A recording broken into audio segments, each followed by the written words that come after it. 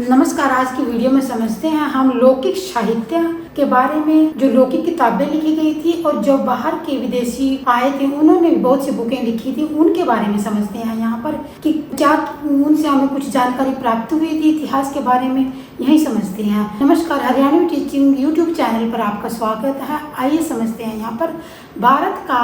मैं पहले बताऊंगी लौकिक साहित्य क्या था, फिर अन्य साहित्य के बारे में। तो लौकिक जो हमारे अपने देश में लिखी गई, यानी कि हमारे इंडिया के अंदर, भारत के अंदर जो भी लौकिक साहित्य या किताबें या जो भी भूगोलवेता या इतिहासकार रहे हैं उनके बारे में समझते हैं। भारत का पहला राजनीतिक ग्रंथ अर्थशास्त्र रहा है। ये अर्थशास्त्र किसने लिखा था? कौटिल्य भी कह देते, चाणक्य था, जिसने यह ग्रंथ संस्कृत की भाषा में लिखा था। उससे पहले प्राकृत भाषा होती थी। फिर इसके किस तरह इसने लिखा? 15 अधिकरण थे उसके अंदर, ठीक है।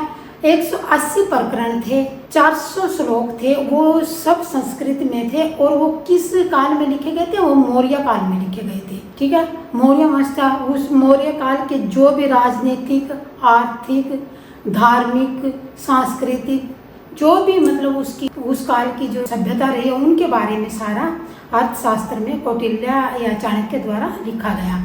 फिर इसके बाद एक कवि थे जिसका नाम था कल्हण। उन्होंने राजतरंगिणी की रचना की थी। और उसने क्या क्या लिखा था? जो राजतरंगिणी थी वो कल्हण द्वारा रचित थी। उसने क्या लिखा था? कश्मीर राज्य में उस समय के जो भी शासक प्रशासक रहे होंगे उनके बारे में, उनके इतिहास के बारे में, ये सब जानकारी वहाँ उस कल्हण की राजतरंगिणी में मिलती है। ये साहित्य लिखे गए थे। अगर हिंदी में माने तो साहित्य, जब हम हिंदी की बुक में पढ़ेंगे, तो हिस्ट्री में माने तो हम इनको इतिहासकार ही कहेंगे। इस तरह से जो भी जानकारी हमें प्राप्त होती है इतिहासकारों के, जो उन्होंने ग्रंथ लिखे हैं, उन ग्रंथों के माध्यम से हमें हर चीज़ के बारे में जानकारी मिलती है। कुछ भारत के अंदर जो थे उन्होंने लिखी, वो जो भी हिस्ट्री के अंदर, और कुछ बाहर के विदेशी आए उनसे हमने कुछ जानकारियाँ हासिल की। इन सब के बारे में समझते हैं। कुछ और जो थे संस्कृत के आचार्य थे उनके बारे में समझते हैं। यहाँ पर आइए, तो यहाँ पर सबसे पहले मैं आप लोगों को बताती हूँ अष्टध्यायी। ये जो था हमारे देश की हैं, ये यहाँ तक। और जो मैंने बताया ये भी अपने इंडिया के थे, लेकिन कुछ विदेशी थे, उनका विवरण मैंने यहाँ पर लिखा हुआ है। तो अष्टध्यायी किसकी थी? अष्टध्यायी पाणिनि द्वारा रचित काव्य ग्रंथ था। और इसमें सबसे पहले लिपि का प्रयोग इसी में किया गया था, पाणिनि में। और ये संस्कृत भाषा उस समय में फिर लागू हो गई थी, क्योंकि उससे पहले तो प्राकृत भाषा थी। तो लिपि शब्द का इसमें सबसे पहली बार प्रयोग हुआ। फिर इसके बाद एक ग्रंथ लिखा गया, क्या नाम था? गार्गी संहिता। ये एक ज्योतिष ग्रंथ था। इसमें क्या हुआ था? जो यवन थे उन्होंने भारत पर जब अटैक किया था, उस अटैक के जितने भी सिस्टम थे उसके अंदर लिखे गए थे। जो भी लड़ाइयाँ हुई, जो भी मतलब उस समय राजनीतिक परिस्थितियाँ रही होंगी, उनके बारे में सारा उस यवनों ने जो भी किया था, भारत के अंदर आकर के अटैक किया था, ये लड़ाइयाँ की थी, तो उनके बारे में किसमें है? गार्गी संहिता में लिखा है।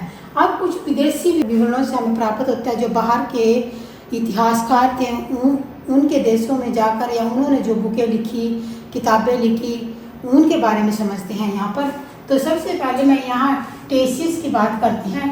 टेसियस ये ईरान देश का राजवैद था। मतलब कि ईरान जो देश है, जिसमें अब आजकल में बहुत ही लड़ाइयाँ चली हुई हैं अमेरिका और ईरान की, इजराइल को लेकर के, उसी ईरान देश का ये राजवैद था। और साथ साथ में ये हिस्ट्री यानी कि पुस्तक भी इसने लिखी, इसी के माध्यम से कुछ जानकारियाँ प्राप्त हुई थी। इसका नाम क्या था? टेसियस। फिर था हेरोडोटस। हेरोडोटस ने एक पुस्तक लिखी थी जिसका नाम था हिस्टोरिका, ठीक है ना। हिस्टोरिका नाम की पुस्तक जो 5वीं सदी में लिखी गई थी। उसमें पूरे उस इतिहास का वर्णन है। उसमें जो ये हेरोडोटस थे, इसे ही इतिहास का पिता कहा गया है।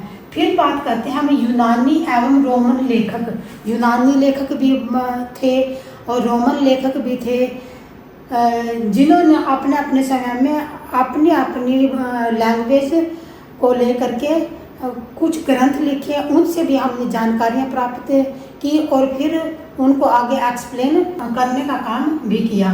तो जो यूनानी और रोमन लेखक थे, सिकंदर के आक्रमण में 300 ईस्वी पूर्व की बात है ये, सिकंदर के आक्रमण 325 ईस्वी की जानकारी भारतीय इतिहास से तो प्राप्त नहीं होती है। जो भारतीय इतिहासकार थे उन्होंने जो सिकंदर के आक्रमण की जानकारी लिखी वो यहाँ से प्राप्त नहीं थी, वो कहाँ से हुई थी? यूनानी से। यूनान देश के इतिहासकार थे, उनसे ये जानकारी प्राप्त हुई थी।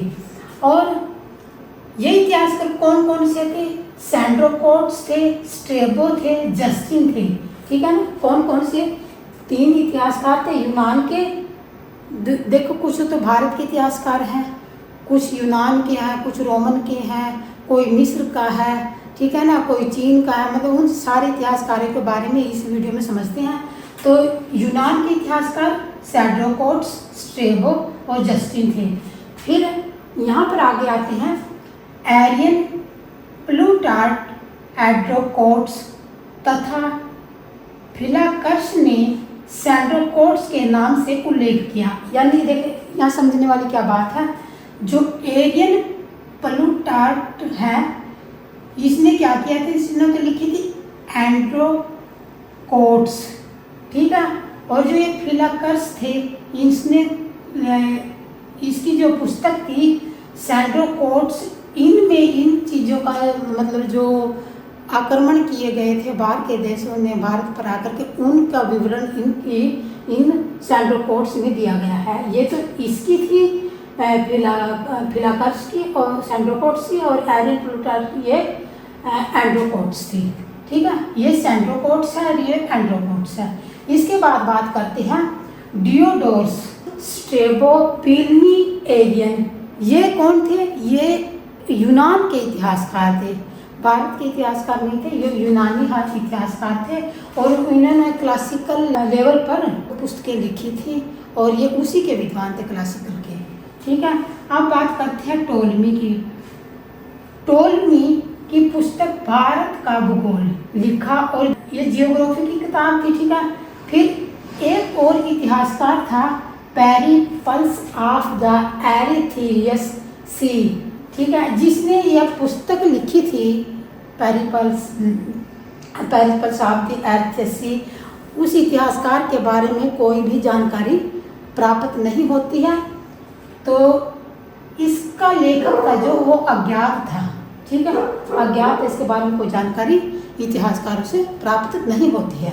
आप समझते हैं प्लिनी ने ईसा की प्रथम शताब्दी में, इतिहासकार था, ईसा की प्रथम शताब्दी में नेचुरल हिस्टोरिका नामक पुस्तक लिखी, जिसने भारत एवं इटली के मध्य व्यापार के बारे में बताया, वनस्पति के बारे में बताया, खनिजों के बारे में मतलब उसने अपनी बुक के अंदर लिखा था। और इन सब का मतलब कैसे भारत और जो इटली है उनके बीच में व्यापार होता है, उनके सारे संबंधों के बारे में उसने लिखा। और यह जो पुस्तक थी नेचुरल हिस्टोरिका, यह पुस्तक लैटिन भाषा में थी। आप समझते हैं, ये इधर के कुछ मैंने ये इधर लिखे हुए हैं विदेशी वाले। अब था डायोनीसियस। ये डायोनीसियस जो थे ये विश्व की सभ्यता के बारे में आप जानते होंगे। मिस्र नरेश, टोलमी और फिलाडेल्फस के राजदूत थे। ठीक है ना, डायोनीसियस ये मिस्र नरेश, टोलमी, फिलाडेल्फस के राजदूत थे जो अशोक के दरबार में भारत में आए थे और काफ़ी दिनों तक यहाँ पर रहे थे। और इन्होंने उस टाइम के बारे में सारी पुस्तकें लिखी और राजनीतिक, सामाजिक, आर्थिक, धार्मिक जो भी उस समय की कालांतर में परिस्थितियाँ रही होंगी वो सब के बारे में इसमें उन्होंने लिखा। जो मेगास्थनीज थे इसकी पुस्तक जो थी या इंडिका थी। और ये क्वेश्चन बार बार आता है, बार बार ये क्वेश्चन कि मैग्स्थनीज की पुस्तक का नाम क्या था, तो इंडिका थी। और ये पुस्तक की रचना इसने की थी मैग्स्थनीज ने, इंडिका की। और चंद्रगुप्त मौर्य के दरबार में ये आए थे और सेल्यूकस निकेटर के राजदूत थे ये, जो 14 वर्षों तक भारत के अंदर रहे थे। ये 14 वर्ष यानी कि सारा जीवन इसने यहीं पर बिता दिया। इसके बाद नियाकर्स, आनेसिक्रेट्स, अरिस्टोबुल्स, ठीक है ना, नाम अजीब है, बच्चे आना याद करना पड़ेगा। ये 3 है, ठीक है। ये सिकंदर के समकालीन थे, सिकंदर महान जिसको बोलते हैं ना, उसके समकालीन थे ये। इसके सबसे ज़्यादा प्रमाण मिलते हैं जो ये 3 है ना, नियाकर्स, आनेसिक्रेट्स, अरिस्टोबुल्स, इन तीनों के मतलब सिकंदर के समकालीन थे और इनके बारे में सबसे ज़्यादा प्रमाण जो पुस्तकें हैं उनके माध्यम से प्राप्त होते हैं। इसके बाद फारसवा बार्नियर, ठीक है। ये कहाँ के रहने वाले थे?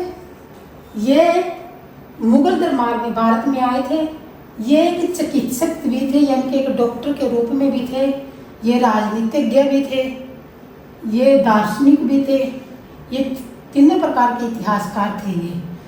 और जो 1656 ईस्वी से 68 ईस्वी तक मुगल दरबार में रहे थे और इसने पूर्व से लेकर पश्चिमी तक की तुलना की और एक पुस्तक लिखी उसके सब के बारे में। उस पुस्तक का नाम था travels in the Mughal empire. क्या नाम था बुक का? Travels in the Mughal empire. वो बुक किसकी थी? फ्रांसवा बार्नियर की। कुछ और तथ्य बिंदु मैंने इस पे लिखे हुए हैं, तो आइए यहाँ पर समझते हैं। कुछ अरबी लेखक, कुछ चीनी लेखक, अलग अलग देशों से जो भी लेखक आए उन्होंने अपनी अपनी पुस्तकें लिखी, अपने अपने ग्रंथ लिखे। उनके माध्यम से ही हमें इतिहास की जानकारी प्राप्त हुई और जो ये जानकारी हमें प्राप्त हुई थी इसको हम अच्छे से समझेंगे और फिर इनके आगे जो भी जितने भी शासक हुए हैं, चाहे प्रतिहार वंश हुए हैं, चाहे राष्ट्रकूट हुए हैं या फिर गुप्तकालीन शासक हुए हैं, इन सब के बारे में जितने भी ये दिए हुए हैं मैंने यहाँ पर लिखे हुए हैं उनके बारे में बाद में हर शासक के बारे में अच्छे से पढ़ेंगे कि किस शासक में किस काल में ये गतिविधियाँ रही हैं। आने वाले लेसनों में यही सब समझाया जाएगा। कौन सा लेखक किसके काल में आया वो फुल एक्सप्लेन होगा। तो अब यहाँ पर देखते हैं अरबी लेखकों के बारे में और चीनी लेखकों के बारे में और कुछ और अन्य भी हैं उनके बारे में। तो यह समझते हैं। सबसे पहले मैं अरबी लेखकों की बात करूँगी। अरबी लेखक जो सिंध प्रांत था वहाँ के इतिहास का वर्णन किया, जिसका उन्होंने फिर बाद में अरबी से फारसी भाषा में अनुवाद किया। पहले तो वो सिंध प्रांत में गए, ठीक है, फिर वहाँ पर सब कुछ देखा परखा। इसके बाद उन्होंने पुस्तकें लिखी। पहले उसका अरबी भाषा में अनुवाद किया, फिर फारसी भाषा में अनुवाद किया गया। किसने किया था? ये अरबी लेखक था और उस पुस्तक का नाम क्या था? चचनामा, ठीक है। अब सुलेमान, ये 9वीं शताब्दी में जब प्रतिहार राष्ट्रकूट थे उनके समय में भारत में आया था। 9वीं शताब्दी में प्रतिहार शासक और पाल शासक इनके काल में यह भारत में आया था और समय की जितनी भी कालांतर में जानकारियां हुई हैं, यानी कि राजनीतिक, सांस्कृतिक, ये सब के बारे में इसकी पुस्तक में मिलता है, ठीक है। आगे चलते हैं। अल-बरूदीन कौन था? ये 11वीं शताब्दी में महमूद गजनवी के साथ भारत में आया था। ये भारत में ही रहा काफ़ी दिनों तक, लेकिन इसको कई भाषाओं का ज्ञान था और ये उज्बेकिस्तान से भारत में आया था। इसका जन्म 972 ईस्वी में रवीना के उज्बेकिस्तान में हुआ था। जो उज्बेकिस्तान देश है उसमें हुआ था। तो इसको कई भाषाओं का ज्ञान था। कौन कौन सी भाषा थी? फारसी थी, हिब्रू थी, सीरियाई थी तथा संस्कृत। लेकिन संस्कृत भाषा के साथ इसका ज़्यादा लगाव रहा है और संस्कृत भाषा में इसने कई प्रकार की बुक लिखी। इसकी पुस्तक का नाम तहकीक-ए-हिंदी था या किताब-उल हिंद भी कहते हैं उसे। किताब-उल हिंद यानी इसमें भारत की खोज नामक ये पुस्तक थी। हिंदी में भारत की खोज, लेकिन अगर हम वैसे पुस्तक का नाम लें तो तहकीक-ए-हिंदी थी। संस्कृत भाषा में से ये बहुत ज़्यादा प्रभावित थे, इसीलिए यहाँ के जो राजपूत कालीन समय में रीति रिवाज रहे हैं उनके बारे में सारी जानकारी इसने इस तहकीक-ए-हिंदी किताब के अंदर लिखा। और उसने ये भी बताया कि महमूद गजनवी ने इसे बंदी बना लिया था, लेकिन इसकी मतलब ज्योतिषी आती थी, उसके उस कार्य से प्रभावित होकर महमूद गजनी ने इसको छोड़ दिया और इसको अपना एक राज ज्योतिषी पद पर रख लिया था। इसके बाद बात करते हैं अल मसूदी की। यह कहाँ का रहने वाला था? यह बगदादी था, बगदाद देश का बगदादी था। 10वीं शताब्दी में भारत में यह आया था, 10वीं शताब्दी में। और राष्ट्रकूट और प्रतिहार शासक थे उस समय में। उनकी जितनी भी राजनीतिक, सामाजिक, आर्थिक गतिविधियां, उन शासकों की उस समय में जो भी कार्य प्रणाली रही है उसके बारे में इसने लिखा। अब इबब दूता इसने अरबी भाषा में लिखा। इसने अपनी पुस्तक लिखी जिसका नाम रहेला था। उस पुस्तक में इसने बहुत सी जानकारियाँ दी हैं। उन जैसे कि रहेला इसकी पुस्तक का नाम था और ये मोरक्को से भारत आया था। इसने विदेशी व्यापारियों, गुप्तचरों, डाक व्यवस्था कैसे होती थी, आज की तरह तो नहीं थी। उस समय क्या होता था, लोग या तो डाक लेकर के, कोई पत्र सा होता था उसको लेकर के एक देश को दूसरे देश तक भेजने के लिए या तो घोड़े पर व्यवस्था की जाती थी या फिर पैदल चल करके महीनों लग जाते थे एक शासक से दूसरे शासक तक पहुंचाने में। तो वही डाक व्यवस्था थी उस समय की। और फिर इसने बताया सती प्रथा के बारे में भी इसने बताया अपनी पुस्तक में लिखा रहेला में कि भारत में किस प्रकार से सती प्रथा होती है, उसके बारे में भी रहेला जो ये पुस्तक है उसमें लिखा। फिर 1333 ईस्वी को भूमि मार्ग से सिंध पहुंचा। सिंध कहाँ पड़ता है? पाकिस्तान में। फिर 14वीं शताब्दी में दिल्ली आया, भारत की कैपिटल दिल्ली में आया उस समय। फिर जो सुल्तान था मोहम्मद बिन तुगलक, वहाँ इसने इसको काजी का पद दिया था। काजी का पद, काजी किसको बोलते हैं? न्यायाधीश को। न्यायाधीश जो हमारे आज के ज़माने में जज होते हैं ना, उनको बोला जाता था। अगर सल्तनत काल की भाषा में काजी शब्द आए क्वेश्चन में किस तरह भी मतलब आ जाता है ना कई बार, तो काजी का मतलब न्यायाधीश होता है। सुल्तान मोहम्मद बिन तुगलक ने अपना काजी यानी कि न्यायाधीश बनाया और 1342 में दूत बना करके फिर से इसे चीन देश को भेजा गया। जब फिर से दूत बना दिया और चीन देश में गया उसका जो भी। और भारतीय डाक प्रणाली उल्लुक का जिक्र है इसमें। चीनी लेखकों की बात करते हैं। चीनी लेखक कौन कौन से थे जो भारत में आए, उन्होंने कौन कौन सी किताबें लिखी। उन्होंने ज़्यादातर बौद्ध धर्म के बारे में बताया था। बौद्ध धर्म की किताबें ही लिखी उन्होंने। और नालंदा जैसे विश्वविद्यालय में वो पढ़ने के लिए आते थे, उनके बारे में बताते हैं। तो यहाँ पर फायन था जो चंद्रगुप्त द्वितीय विक्रमादित्य के काल में वो भारत में आया था। और 315 से 415 ईस्वी में ये प्रथम चीनी व्यक्ति था जो दरबार में रहा था। और 399 से 414 तक ये भारत में रहा। और जो गुप्त काल का इतिहास था उसके बारे में पूरी जानकारी, जो भी इसकी राजनीतिक परिस्थितियाँ थी, धार्मिक परिस्थितियाँ थी, प्रशासनिक परिस्थितियाँ थी, जो भी परिस्थितियाँ थी उस समय की, वो उसने अफयान ने लिखा है अपनी बुक में। इसके बाद आया ह्यूमली। ह्यूमली भी एक लेखक था जो हर्षवर्धन था। हर्षवर्धन के काल में वो भारत में आया था। 16 वर्षों तक 16 ईयर्स वो भारत में रहा और 6 वर्ष तक पढ़ा, यानी नालंदा विश्वविद्यालय में उसने बौद्ध धर्म की शिक्षा दीक्षा ली। और उसकी पुस्तक का नाम CU की था। क्या था? CU की था, जिसने उसने 138 देशों का विवरण अपनी इस बुक CU की में लिखा है। और उन बुकों को पढ़कर ही इतिहासकारों के बारे में जानकारी प्राप्त होती है। ऐसा नहीं है पहले होता क्या था, उनका काम तो कुछ होता नहीं था, निकल पड़ते थे।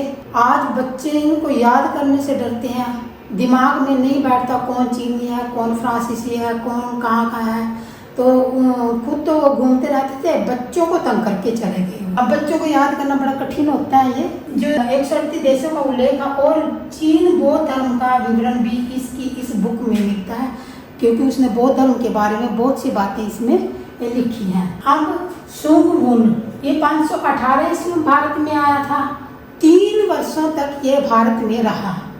इसके बाद आता है इत्सिंग। 7वीं सदी के अंत में यह भारत में आया था। नालंदा तथा विक्रमशिला विश्वविद्यालय में इसने स्टडी की और उस समय की जितनी भी राजनीतिक, सामाजिक, आर्थिक, धार्मिक परिस्थितियां उस समय की रही हैं वो सब इत्सिंग ने अपनी पुस्तक में लिखा। इसके पश्चात कुछ और लेखक हैं, जैसे कि मार्को पोलो 13वीं शताब्दी में भारत में आया था। यह मार्को पोलो 13वीं शताब्दी में भारत में आया था। यह इसमें के पांड्य जो थे उनके इतिहास की जानकारी के बारे में उसकी ग्रंथ था, उसके बारे में जानकारी प्राप्त होती है। इसके बाद एक और था ताराचंद, वो तिब्बत का लेखक था। ये तिब्बती लेखक था। इसकी जो पुस्तक थी उसका नाम तंग्यूर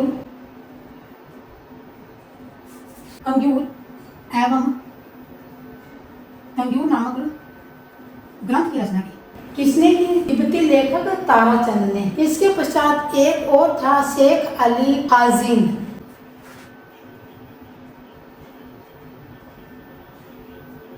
ये सब ये सब लेखक थे जिन्होंने एक से एक बढ़कर किताबें लिखी।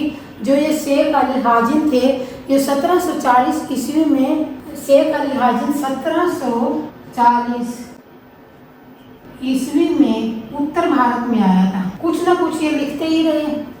पेरसट नाम का डच व्यक्ति भी भारत में आया था, जो कि 17वीं शताब्दी में भारत में आया था। इस प्रकार से एक से बढ़कर एक उन्होंने पुस्तकें लिखी जिसके बारे में, इतिहास के बारे में जानकारी हमें प्राप्त होती है। नासिसी जोरी जो बैप्टिस्ट टैवर्नियर थे, जो 6 साल तक भारत में रहे, 6 बार भारत में आया। भारत की तुलना ईरान और ऑटोमन साम्राज्य से करता है। उसका नाम क्या था? फ्रांसीसी जोरी जो बैप्टिस्ट। लिख ही लेती हूँ।